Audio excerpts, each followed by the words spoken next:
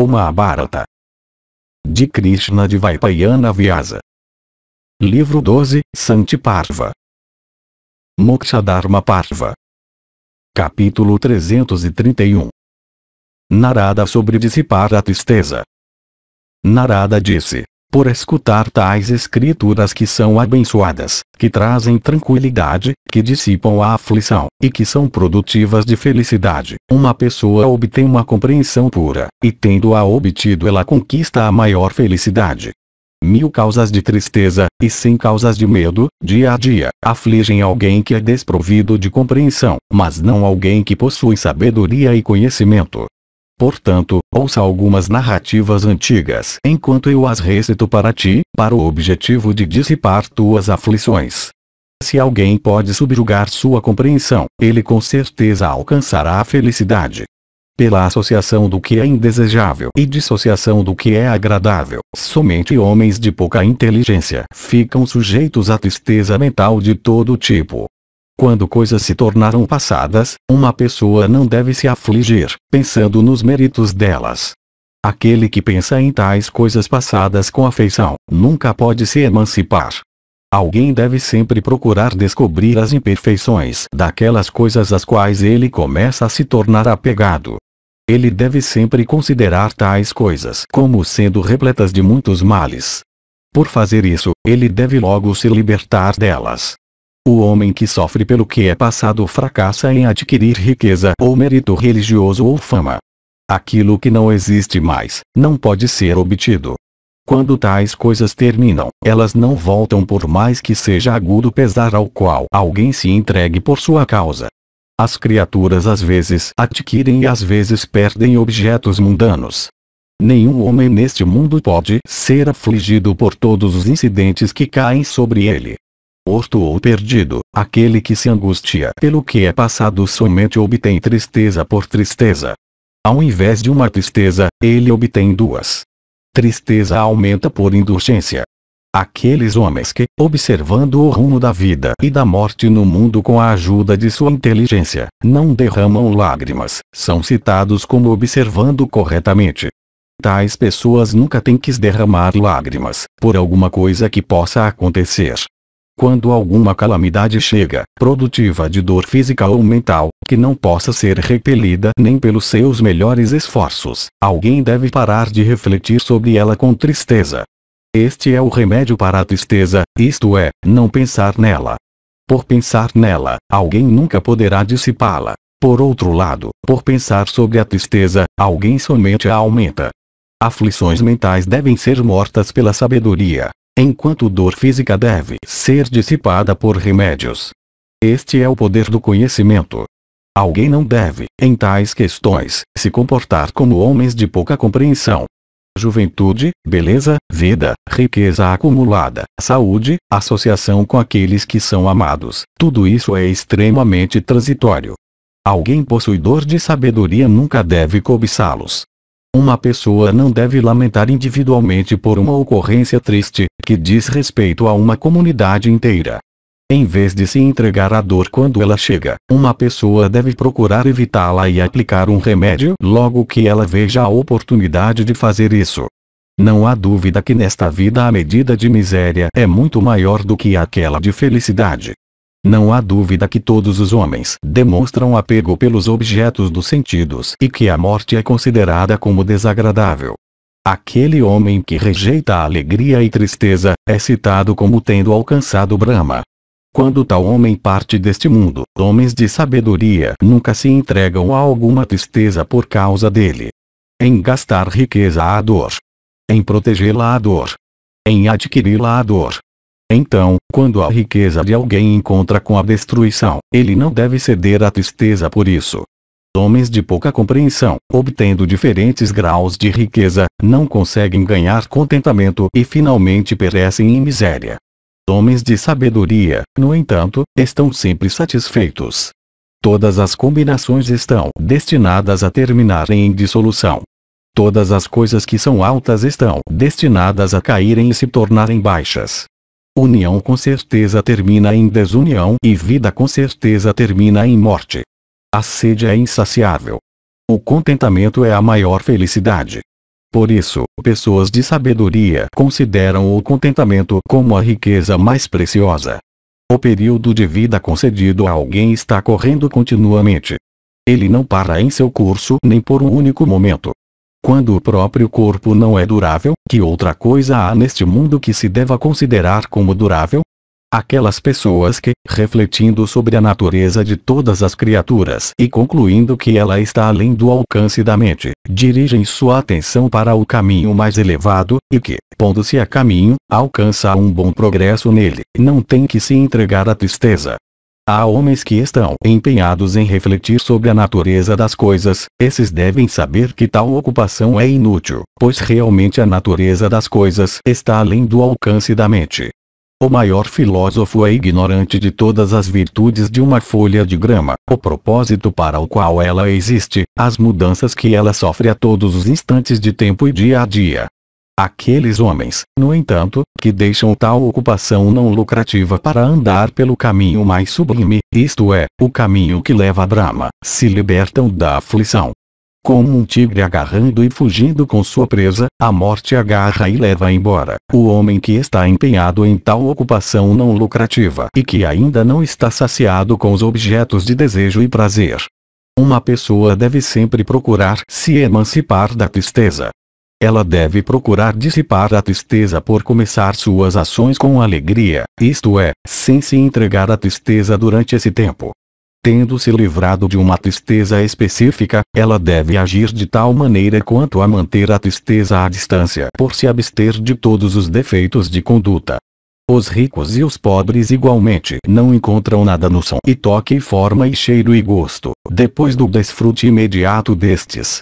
A satisfação dos sentidos não deixa nada atrás de si. O prazer dura contanto que continue o contato dos objetos com os sentidos. Antes da união, as criaturas nunca estão sujeitas à tristeza. Por isso, alguém que não decaiu da sua natureza original nunca se entrega à tristeza quando aquela união vem a terminar. Um homem tem cônjuges e filhos, ou riqueza, etc. Não havia tristeza quando não haviam estes. Com sua união com ele, sua tristeza começa. Então, quando estas coisas desaparecem, um homem inteligente não deve se entregar a alguma tristeza. Vínculos ou apegos são sempre produtivos de aflição. Quando os laços são cortados ou destruídos, não deve haver tristeza. Uma pessoa deve reprimir seu apetite sexual e o estômago com a ajuda de paciência. Ela deve proteger suas mãos e pés com a ajuda dos olhos. A visão e a audição e os outros sentidos devem ser protegidos pela mente. A mente e a fala devem ser governadas com a ajuda da sabedoria. Rejeitando amor e afeição por pessoas que são conhecidas, assim como por aquelas que são desconhecidas, uma pessoa deve se comportar como humildade. Tal pessoa é citada como sendo possuidora de sabedoria, e ela sem dúvida encontra felicidade. Aquele homem que está satisfeito com sua própria alma, isto é, cujos prazeres não dependem de objetos externos tais como cônjuges e filhos, que é dedicado ao yoga, que não depende de nada fora de si mesmo, que não tem cobiça, e que se conduz sem a ajuda de alguma coisa exceto ele mesmo, consegue obter felicidade. Capítulo 332. Narada conclui sobre inevitabilidade da morte. 10 estágios da vida, velhice maior que 48. Suka coloca seu coração na emancipação. Narada disse: quando as vicissitudes de felicidade e tristeza aparecem ou desaparecem, as transições não podem ser impedidas por sabedoria ou política ou esforço. Sem se permitir decair de sua natureza verdadeira, uma pessoa deve se esforçar da melhor maneira para proteger seu próprio eu. Aquele que se dirige a tal cuidado e esforço nunca tem que enlanguecer. Considerando-o como algo precioso, ele deve sempre procurar se salvar da decrepitude, morte e doença. Doenças mentais e físicas afligem o corpo, como flechas de pontas afiadas atiradas do arco por um arqueiro forte. O corpo de uma pessoa que é torturada pela sede, que é agitada pela agonia, que é totalmente desamparada, e que está desejosa de prolongar sua vida, é arrastado em direção à destruição. Dias e noites estão correndo sem parar, levando em sua corrente os períodos de vida de todos os seres humanos. Como correntes de rios, estes fluem incessantemente sem jamais retroceder. Vyasa vivia no norte da Índia e era evidentemente não familiarizado com as marés que aparecem nos rios bengaleses. A sucessão contínua das quinzenas escuras e iluminadas está desgastando todas as criaturas mortais sem parar nem por um momento neste trabalho. Nascendo e se pondo dia após dia, o sol, que é ele mesmo imperecível, está cozinhando continuamente as alegrias e tristezas de todos os homens. As noites estão passando incessantemente, levando com elas os incidentes bons e maus que acontecem ao homem, que dependem do destino, e que são inesperados por ele. Se os frutos das ações do homem não dependessem de outras circunstâncias, então ele obteria qualquer objeto que ele desejasse. Mesmo os homens de sentidos controlados, de habilidade e de inteligência, se desprovidos de ações, nunca conseguirão ganhar quaisquer resultados.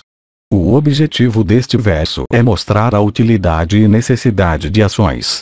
Sem agir ninguém, embora inteligente, pode ganhar algum resultado. Outros, embora desprovidos de inteligência e não dotados de habilidades de algum tipo, e que são realmente os mais inferiores dos homens, são vistos, mesmo quando não anseiam pelo êxito, serem coroados com a realização de todos os seus desejos. Algum outro, que está sempre pronto para fazer atos de injúria para todas as criaturas, e que está engajado em enganar todo mundo, é visto nadar em felicidade. Alguém que senta preguiçosamente obtém grande prosperidade, enquanto o outro, por se esforçar seriamente, é visto perder frutos desejáveis quase dentro do seu alcance.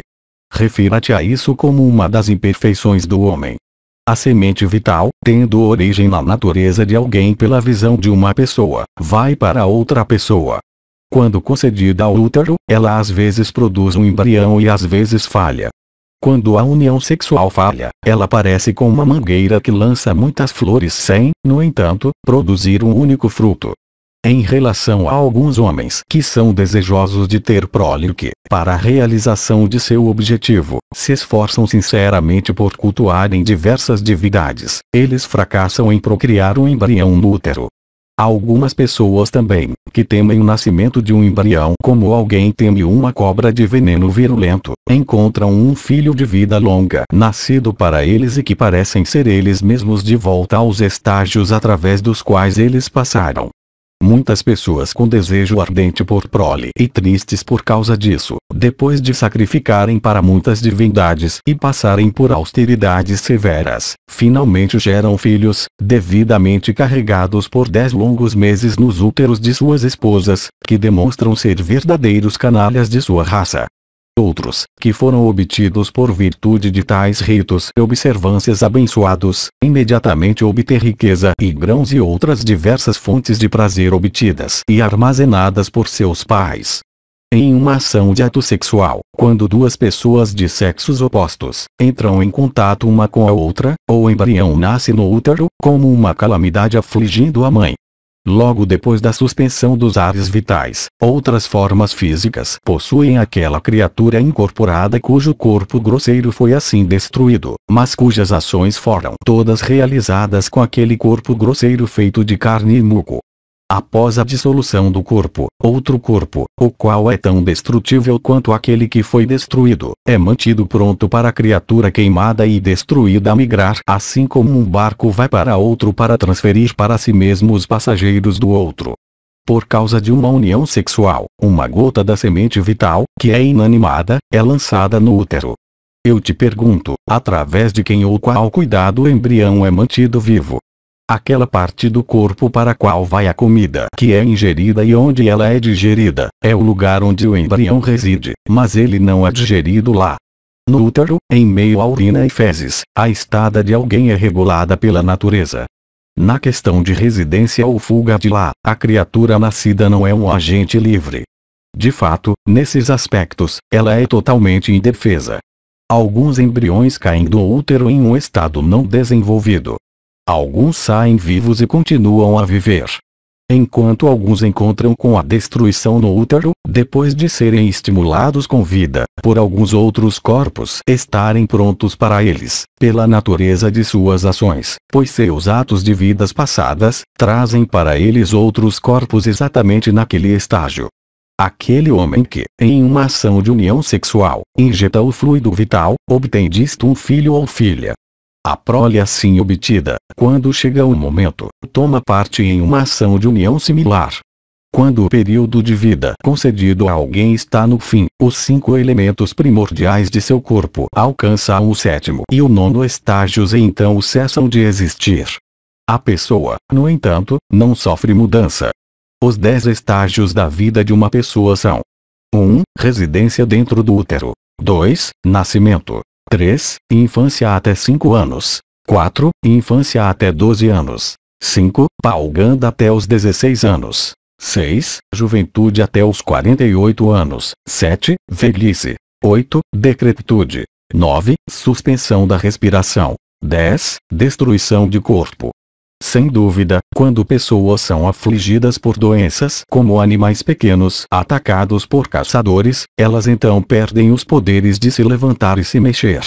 Se quando os homens são afligidos por doenças, eles desejam gastar mesmo uma vasta riqueza, os médicos com os seus melhores esforços fracassam em aliviar sua dor.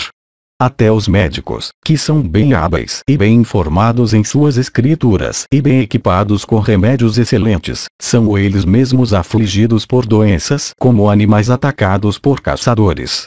Mesmo que os homens bebam muitos adstringentes e diversas espécies de guia medicinal, eles são vistos serem quebrados pela decrepitude como árvores por elefantes fortes.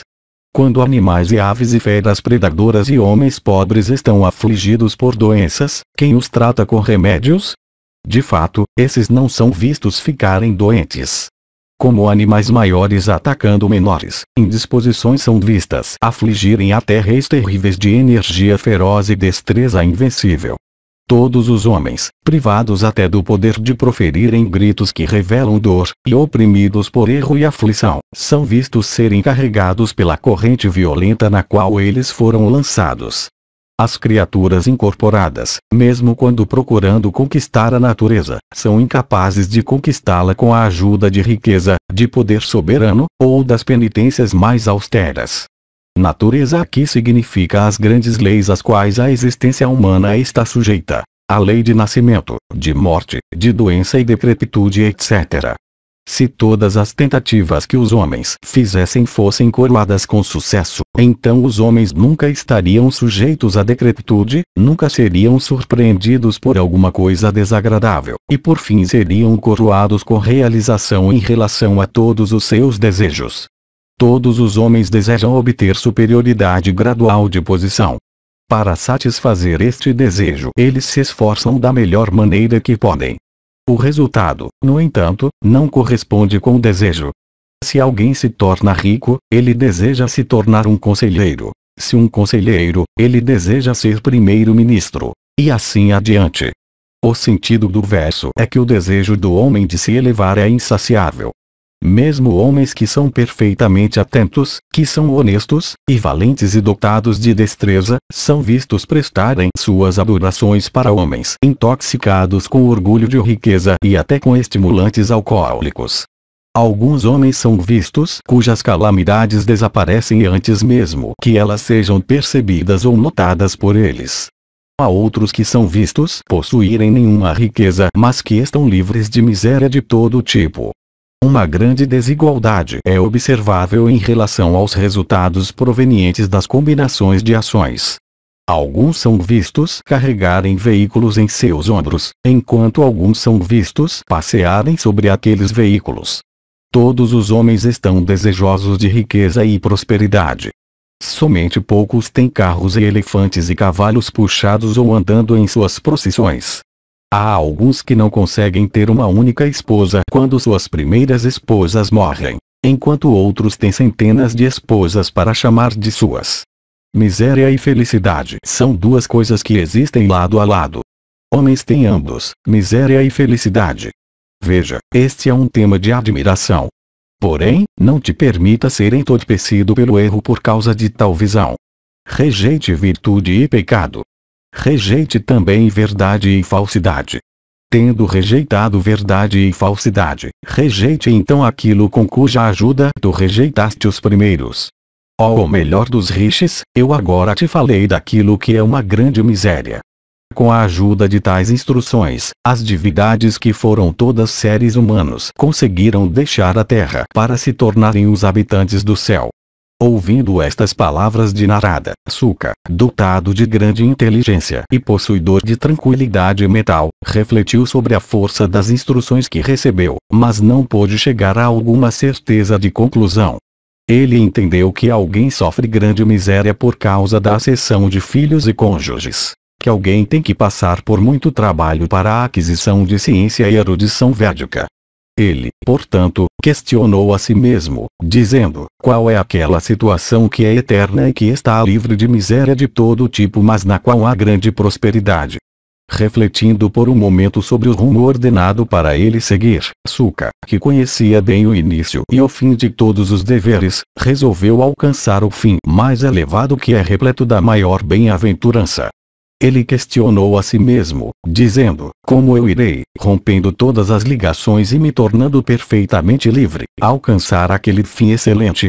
Como, de fato, eu chegarei àquela situação excelente de onde não há volta para os oceanos de diversos tipos de nascimento? Eu desejo obter aquela condição de existência de onde não há retorno.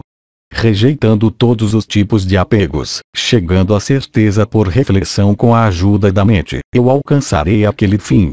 Eu alcançarei aquela situação na qual minha alma terá tranquilidade, e na qual eu poderei ficar pela eternidade sem estar sujeito a decrepitude ou mudança. E, no entanto, certo que aquele fim sublime não pode ser alcançado sem a ajuda de yoga. Alguém que alcançou o estado de conhecimento e iluminação perfeitos nunca recebe uma acessão de ligações inferiores através das ações. De fato, a aquisição do próprio corpo é uma ligação assim. O que é dito aqui é que Jiva, que se tornou iluminado, fica livre da obrigação de renascimento ou contado com o corpo novamente. Eu, portanto, recorrerei ao yoga, e rejeitando este corpo que é a minha residência atual, eu me transformarei em vento e entrarei naquela massa de refulgência que é representada pelo Sol. Isto é, Brahma, que é pura refulgência. Aquela refulgência é adorada no Gayatri. Quando o Jiva entra naquela massa de refulgência, ele não sofre mais como Shamaki, com os deuses, após o esgotamento do mérito, cai na terra e, tendo mais uma vez adquirido mérito suficiente, volta para os céus. Aquele que entra na refulgência solar, não tem que passar por alguma mudança, diferentemente de Shoma e as divindades que têm que sofrer mudanças, pois elas caem após o esgotamento de seu mérito e reascendem quando elas adquirem mérito novamente. O fato é, há dois caminhos, a Shiradi Marga e do Madhya Marga. Aqueles que vão pelo primeiro alcançam Brahma e nunca têm que retornar, enquanto aqueles que vão pelo último caminho desfrutam de felicidade por algum tempo e então retornam. A lua é sempre vista minguar e crescer novamente. Vendo este aumento e diminuição que continua repetidamente, eu não desejo ter uma forma de existência na qual haja tais mudanças. O Sol aquece todos os mundos por meio de seus raios ardentes. Seu disco nunca sofre alguma diminuição. Permanecendo inalterado, ele absorve energia de todas as coisas. Por isso, eu desejo entrar no Sol de esplendor brilhante. Aqui as palavras Sol e Lua são indicativas dos dois caminhos diferentes já mencionados. Lá eu viverei, invencível por todos, e em minha alma interna livre de todo medo, tendo rejeitado este meu corpo na região solar. Com os grandiosos rishis eu entrarei na energia insuportável do Sol.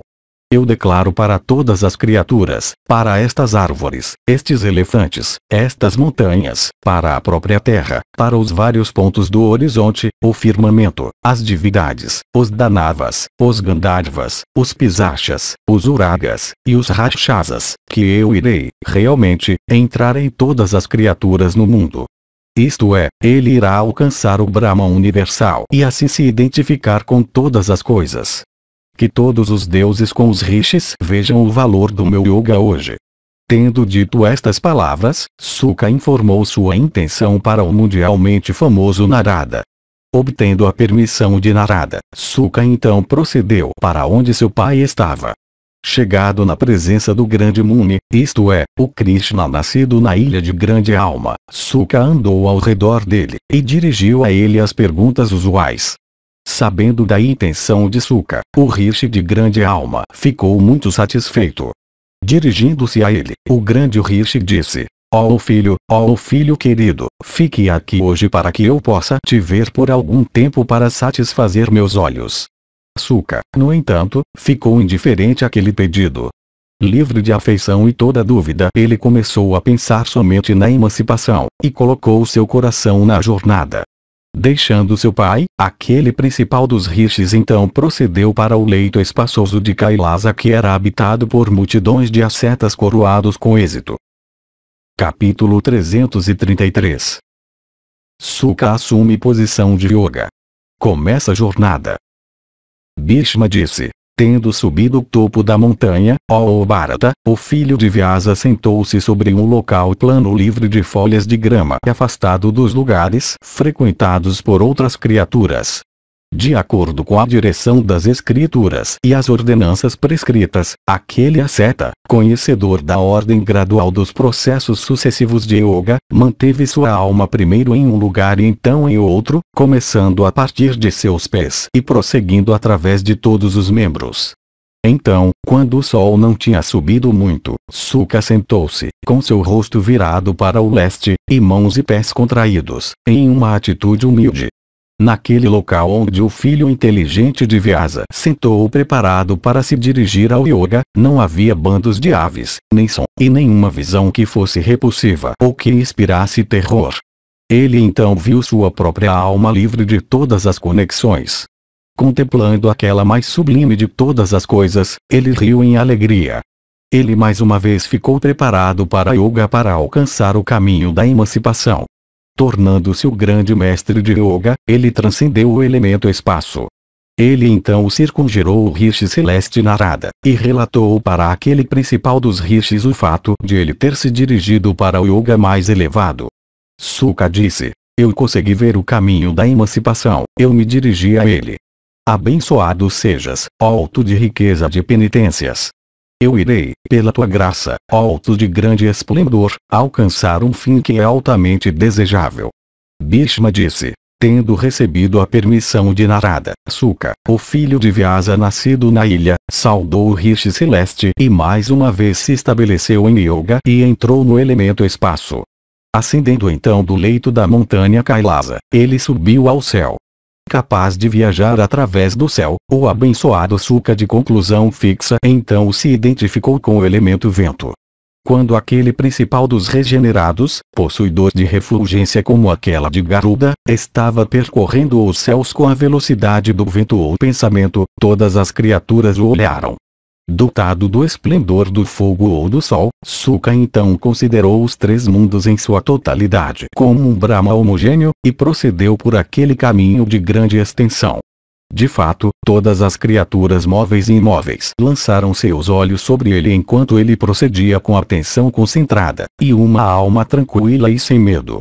Todas as criaturas, conforme as ordenanças e segundo seu poder, o adoraram com reverência. Os habitantes do céu derramaram chuvas de flores celestes sobre ele. Vendo-o, todas as tribos de Apsaras e Gandharvas ficaram muito surpresos. Os rishis também, que eram coroados com sucesso, ficaram igualmente assombrados. E eles perguntaram para si mesmos: quem é este que alcançou o êxito por suas penitências? Com o olhar afastado de seu próprio corpo, mas virado para cima, ele está nos enchendo de satisfação por seus olhares. De alma muito virtuosa e célebre pelos três mundos, Sukha procedeu em silêncio, seu rosto virado para o leste e olhar fixo dirigido para o sol. Conforme ele procedia, ele parecia encher o firmamento inteiro com um barulho que permeava tudo. Vendo indo por aquele caminho, todas as tribos de Apsaras, tomadas pela admiração, ó rei, ficaram maravilhadas. Encabeçadas por Panchashuda e outras, elas olharam Sukha, com olhos arregalados por assombro.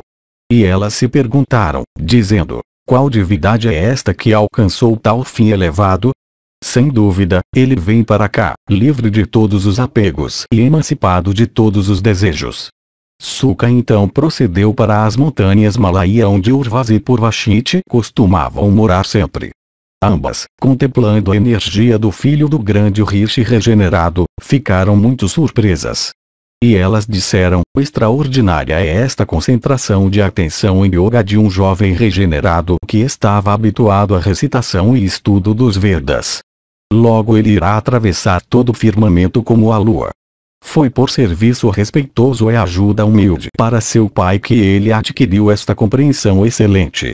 Ele é firmemente ligado ao seu pai, possuidor de penitências austeras, e é muito amado por seu pai. Porque ele foi despedido por seu pai desatento para proceder assim por um caminho de onde não há retorno. Ouvindo estas palavras de Urvashi, e prestando atenção em seu significado, Suka, aquela principal de todas as pessoas conhecedoras dos deveres, olhou para todos os lados, e mais uma vez viu o firmamento inteiro, toda a terra com suas montanhas e águas e florestas, e também todos os lagos e rios. Todas as divindades também de ambos os sexos, unindo suas mãos, prestaram reverência ao filho do Rishi nascido na ilha e o fitaram com admiração e respeito. Aquele principal de todos os homens justos, Suka, dirigindo-se a todos, disse estas palavras: se meu pai me seguir e repetidamente me chamar por meu nome, vocês todos juntos deem a ele uma resposta por mim. Movidos pela afeição que todos vocês têm por mim, realizem este meu pedido. Ouvindo estas palavras de Suka, todos os pontos do horizonte, todas as florestas, todos os mares, todos os rios, e todas as montanhas, responderam a ele de todos os lados, dizendo: nós aceitamos tua ordem, ó regenerado. Será como tu disseste. É dessa maneira que nós respondemos às palavras faladas pelo Rishi. Capítulo 334. Vyasa se aflige, confortado por Shiva. Suka se torna emancipado. Bhishma disse: tendo falado desse modo para todas as coisas, o Rishi regenerado de penitências austeras, Suka, permaneceu em seu sucesso rejeitando os 4 tipos de falhas.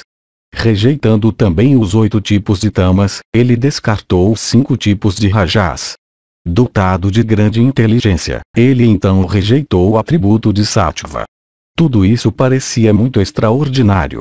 Ele então morou naquele lugar eterno que é desprovido de atributos, livre de toda indicação, isto é, em Brahma, brilhando como um fogo sem fumaça. Meteoros começaram a cair. Os pontos da bússola pareciam estar em chamas. A terra tremeu. Todos esses fenômenos pareciam muito admiráveis. As árvores começaram a perder seus ramos, e as montanhas seus topos.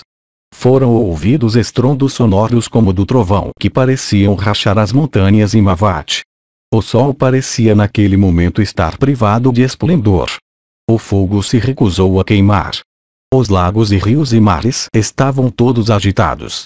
Vazava despejou chuvas de gosto e fragrância excelentes. Uma brisa pura começou a soprar, carregando perfumes excelentes.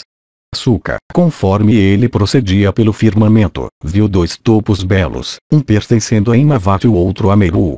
Estes estavam em contato estreito um com o outro. Um deles era feito de ouro e era, portanto, amarelo. O outro era branco, sendo feito de prata. Cada um deles, ó Bharata, tinha 100 yojanas de altura e a mesma medida de largura. De fato, enquanto Suka viajava em direção ao norte, ele viu aqueles 2 topos belos. Com um coração destemido, ele colidiu contra aqueles 2 topos que estavam unidos um ao outro. Incapazes de suportar a força, os topos foram subitamente rachados em 2. A visão que eles então apresentaram, ó monarca, era muito esplêndida de se contemplar. Suka atravessou aqueles topos, pois eles não podiam parar seu movimento para diante. Nisto um grande barulho ergueu-se no céu, feito pelos habitantes de lá, os Gandharvas e os Rishis também e outros que moravam naquela montanha, sendo partida em 2 e Suka passando através dela. De fato, ó Bharata, um barulho alto foi ouvido em todos os lugares naquele momento, consistindo nas palavras excelente. Excelente. Ele foi adorado pelos Gandharvas e Rishis, por multidões de Apshas e Rakshasas, e por todas as tribos de Vidyadharas. Todo o firmamento ficou coberto com flores celestes despejadas do céu naquele momento quando Suka atravessou dessa maneira aquela barreira impenetrável, ó monarca. Suka de alma justa então viu de uma região alta o rio celeste Mandakini de grande beleza, correndo abaixo por uma região adornada por muitas flores e arvoredos e florestas. Naquelas águas muitas apsaras belas estavam se divertindo. Vendo Suka que estava sem corpo, aqueles seres aéreos despidos, sentiram vergonha. Sabendo que Suka tinha empreendido sua grande viagem, seu pai Vyasa, cheio de afeição, o seguiu pelo caminho mesmo aéreo. Enquanto isso Suka, procedendo por aquela região do firmamento que está acima da região do vento, mostrou sua destreza yoga e se identificou com Brahma. Os rishis sabiam que a altura da atmosfera não é interminável. Adotando o caminho sutil de yoga superior, Vyasa de penitências austeras alcançou dentro de um piscar de olhos aquele local de onde Suka começou a empreender sua viagem. Prosseguindo pelo mesmo caminho, Vyasa viu o topo da montanha rachado em dois e pelo qual Suka tinha passado. Encontrando a seta nascido na ilha, os rishis começaram a relatar para ele as realizações de seu filho. Vyasa, no entanto, começou a lamentar, chamando seu filho ruidosamente pelo nome e fazendo os três mundos ressoarem com o barulho que ele fazia. Enquanto isso, Suka de alma justa, que tinha entrado nos elementos, se tornado a alma deles e adquirido onipresença, respondeu para seu pai por proferir o monossílabo Bo na forma de um eco. Nisto, todo o universo de criaturas móveis e imóveis, proferido um monossílabo do, ecoou a resposta de Suka. Desde aquele tempo até este, quando sons são proferidos em cavernas de montanha ou em leitos de montanha, os últimos, como se em resposta a Suka ainda os ecoam com o monossílabo do. Tendo rejeitado todos os atributos de som, etc. E mostrando sua destreza yoga no modo de seu desaparecimento, Suka dessa maneira alcançou a região mais elevada. Vendo aquela glória e pujança de seu filho de energia incomensurável, Vyasa sentou-se no leito da montanha e começou a pensar em seu filho com aflição. As apsaras que estavam se divertindo nas margens da corrente celeste Mandakini, vendo o rishi sentado lá, ficaram todas agitadas com grave vergonha e coração perdido. Algumas delas, para esconder sua nudez, mergulharam no rio, e algumas entraram nos bosques ao lado, e algumas pegaram suas roupas rapidamente, ao verem o rishi. Nenhuma delas tinha revelado quaisquer sinais de agitação à visão de seu filho. O rishi, vendo aqueles movimentos, compreendeu que seu filho estava emancipado de todas as atrações, mas que ele mesmo não estava livre delas. Nisto ele se encheu de alegria e vergonha. Quando Vyasa estava sentado lá, o deus auspicioso Shiva, armado com Pinaka, cercado por todos os lados por muitas divindades e Gandharvas e adorado por todos os grandes rishis chegou lá. Consolando o rishi nascido na ilha que estava queimando de tristeza por causa de seu filho, Mahadeva disse estas palavras para ele. Tu antigamente solicitaste de mim um filho possuidor da energia do fogo, da água, do vento, e do espaço. Procriado por tuas penitências, o filho que nasceu para ti era exatamente daquele tipo. Procedendo da minha graça, ele era puro e cheio da energia Brahma. Ele alcançou o fim mais elevado, um fim ao qual não pode chegar alguém que não tenha subjugado completamente seus sentidos, nem pode ser obtido até por alguma das divindades. Porque então, ó rishi regenerado, tu te afliges por aquele filho? Enquanto as colinas durarem, enquanto o oceano durar, a fama do teu filho permanecerá não diminuída. Pela minha graça, ó grande rishi, tu verás neste mundo uma forma vaga parecida com teu filho, se movendo ao teu lado e nunca te abandonando por um único momento.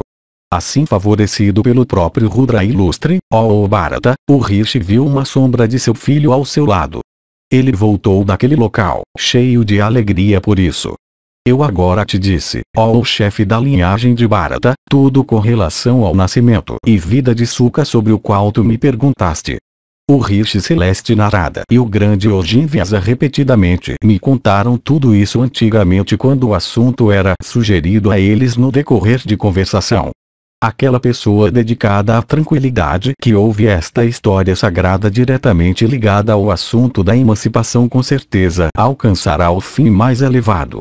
Neste capítulo, Bhishma narra para Yudhishthira o fato da partida de Sukha deste mundo, e a dor de Vyasa por causa daquela ocorrência.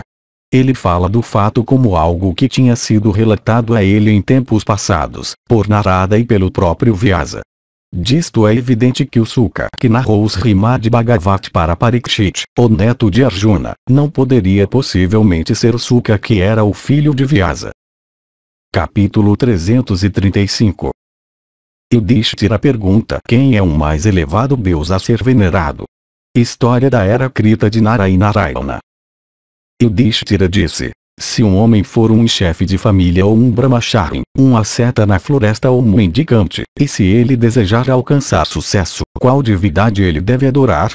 Como ele pode certamente chegar ao céu e obter aquilo que é do maior benefício, isto é, emancipação? Segundo quais ordenanças ele deve realizar o Om em honra dos deuses e dos pitris? Qual é a região para a qual alguém vai quando ele se torna emancipado? Qual é a essência da emancipação? O que alguém deve fazer para que, tendo alcançado o céu, não tenha que cair de lá? Quem é a divindade das divindades? E quem é o pitri dos pitris? Quem é aquele que é superior a ele? Quem é a divindade das divindades e o pitri dos pitris? Diga-me tudo isso, ó avô. Bhishma disse: ó tu que estás bem familiarizado com a arte de questionar, esta pergunta que tu me fizeste, ó impecável, é uma que diz respeito a um mistério profundo. Uma pessoa não pode responder a ela com a ajuda da ciência de argumentação, mesmo se ela se esforçasse por uma centena de anos. Sem a graça de Narayana, ó rei, ou uma acessão de conhecimento superior, esta tua pergunta é incapaz de ser respondida. Pois sem fé este assunto não pode ser compreendido. Embora este tópico esteja ligado com um mistério profundo, ainda assim eu irei, ó matador de inimigos, explicá-lo para ti. Em relação a isto é citada a antiga história da conversa entre Narada e o Rishi Narayana. Eu a ouvi do meu pai que na era Krita, ó monarca, durante a época do Manu nascido por si mesmo, o eterno Narayana, a alma do universo, tomou o nascimento como o filho de Dharma em uma forma quádrupla, isto é, como Nara, Narayana, Hari, e o autocriado Krishna Svayambhuva. Entre todos eles, Narayana e Nara passaram pelas austeridades mais severas por se dirigirem ao retiro Himalaia, conhecido pelo nome de Vadari, por viajarem em seus carros dourados. Cada um daqueles carros era equipado com 8 rodas, e composto dos 5 elementos primordiais, e parecia extremamente belo. Os carros dourados referidos aqui são os corpos materiais das duas divindades. O corpo é chamado de carro porque, como o carro, ele é acionado por alguma força exceto a alma, a qual o possui por algum tempo, a alma sendo inativa. Ele é considerado como dourado porque todos se tornam apegados a ele como uma coisa muito valiosa. As 8 rodas são a Vidya e o resto. Aqueles regentes originais do mundo que tinham nascido como os filhos de Dharma ficaram muito emaciados em pessoa por causa das austeridades que eles tinham praticado. De fato, por aquelas austeridades e por sua energia, as próprias divindades não podiam olhar para eles. Somente aquela divindade com quem eles estivessem propiciados podia contemplá-los. Sem dúvida, com seu coração devotado a eles, e impelido por um desejo ardente de vê-los, Narada desceu sobre Gandhamadana de um topo das altas montanhas de Meru e vagou por todo o mundo. Possuidor de grande velocidade, ele finalmente se dirigiu para aquele local onde estava situado o retiro de Vadari. Impelido pela curiosidade, ele entrou naquele retiro na hora de Nara e Narayana realizarem seus ritos diários. Ele disse a si mesmo: este é realmente o retiro daquele ser em quem estão estabelecidos todos os mundos, incluindo as divindades, os asuras, os Gandharvas, os Kinnaras, e as grandes cobras. Havia somente uma forma deste grande ser antes. Aquela forma tomou nascimento em 4 formas para a expansão da linhagem de Dharma que foi criado por aquela divindade.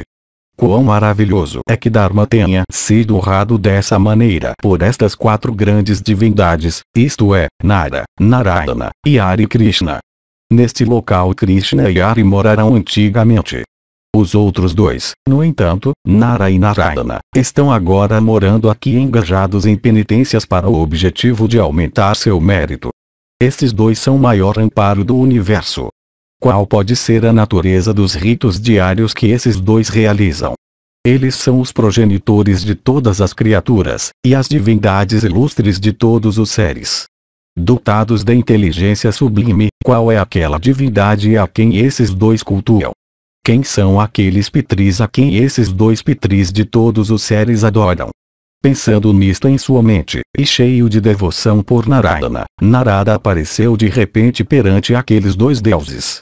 Depois que aquelas 2 divindades tinham terminado sua adoração para suas divindades e para os rishis, eles olharam para o rishi celeste, chegado ao seu retiro.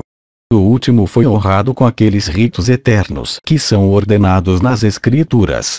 Observando aquela conduta extraordinária das 2 divindades originais em elas mesmas cultuarem outras divindades e pitris, o ilustre Rishi Narada tomou seu assento lá, bem satisfeito com as honras que ele tinha recebido. Com uma alma alegre, ele olhou então para Narayana, e reverenciando Madeva, ele disse estas palavras. Narada disse: nos Vedas e nos Puranas, nos Angas e nos Angas secundários tu és cantado com reverência, tu és não nascido e eterno. Tu és o Criador. Tu és a mãe do universo. Tu és a encarnação da imortalidade e tu és a principal de todas as coisas. O passado e o futuro, de fato, o universo inteiro foi fundado em ti.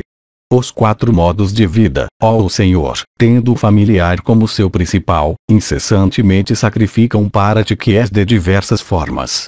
Tu és o Pai e a Mãe e o eterno preceptor do universo. Nós não sabemos quem é aquela divindade ou aquele pitri para quem tu estás sacrificando hoje. O santo disse: este tópico é um sobre o qual nada deve ser dito. Este é um mistério antigo. Tua devoção por mim é muito grande. Por isso, ó regenerado, eu te falarei sobre isto de acordo com a verdade. Aquilo que é minúsculo, que é inconcebível, imanifesto, imóvel, durável, desprovido de toda conexão com os sentidos e os objetos dos sentidos, aquilo que é dissociado dos 5 elementos, aquilo é chamado de alma que mora em todas as criaturas existentes. Aquilo é conhecido pelo nome de Kshetrajna. Transcendendo os 3 atributos de Sattva, Rajas e Tamas, aquilo é considerado como Purusha nas escrituras. Dele seguiu-se o manifesto, ó o principal dos regenerados, possuidor dos 3 atributos de Sattva, Rajas e Tamas. Embora realmente imanifesta, ela é chamada de Prakriti indestrutível e mora em todas as formas manifestas. Saiba que ela é a fonte de onde nós 2 surgimos. Aquela alma que permeia tudo, que é composta de todas as coisas existentes e não existentes, é adorada por nós. É Ele mesmo que nós adoramos em todos aqueles ritos que nós realizamos em honra das divindades e dos pitris. Não há divindade ou pitri superior a Ele. Ó regenerado, Ele deve ser reconhecido como nossa alma. É a Ele que nós adoramos. Esta direção de deveres seguida pelos homens, ó regenerado, foi promulgada por Ele. É sua ordenança que nós devemos realizar devidamente todos os ritos prescritos em relação às divindades e aos pitris.